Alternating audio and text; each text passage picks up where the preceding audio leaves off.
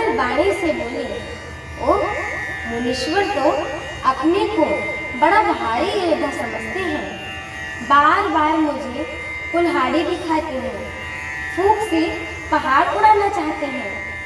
यहाँ कोई कुम्हेड़े की बतिया यानी छोटा कच्चा फल नहीं है जो तर्जनी सबसे आगे की उंगली को दिखते ही मर जाती है।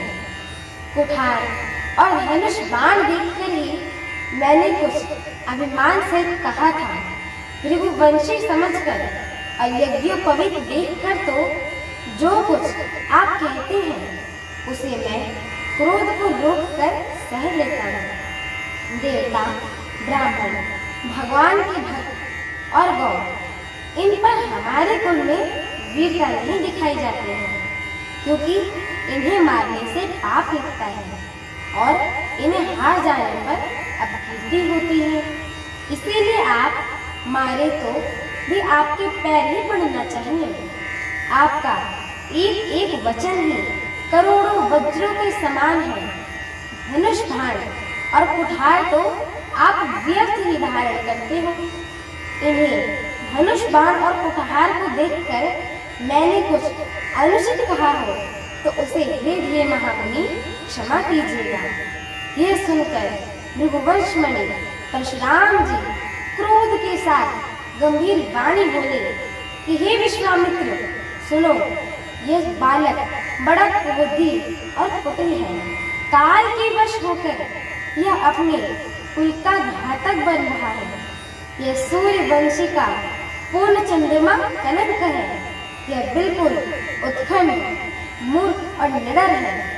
अभी क्षण भर में यह काल का ग्रास हो जाएगा।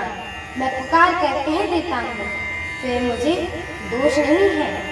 यदि तुम इसे बचाना चाहते हो तो हमारा प्रताप, बल और क्रोध बदलाकर इसे मना कर दो। लक्ष्मण जी ने कहा, हे मुनि, आपका सुयश आपके रहते दूसरा कौन वर्णन कर सकता है। अपने ही मुंह से अपनी करनी अनेकों बार बहुत प्रकार से वर्णन की है आपने। इतने पर भी संतोष ना हुआ हो तो फिर कुछ और कह डालिए। क्रोध रोककर असह्य दुख मत सहिए। आप वीरता का व्रत धारण करने वाले हैं, धैर्यवान हैं, शुभ रहित हैं, गाली देते शोभा नहीं पाते हैं।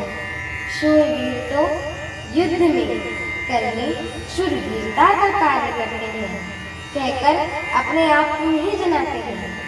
शत्रु को युद्ध में अनुपस्थित पाकर उपस्थित पाकर कायरवी अपने प्रताप की वीर माया करता है। हमारी आगे की श्री राम कथा को सुनने के लिए हमारे चैनल को लाइक, शेयर, सब्सक्राइब एवं कमेंट अवश्य करें।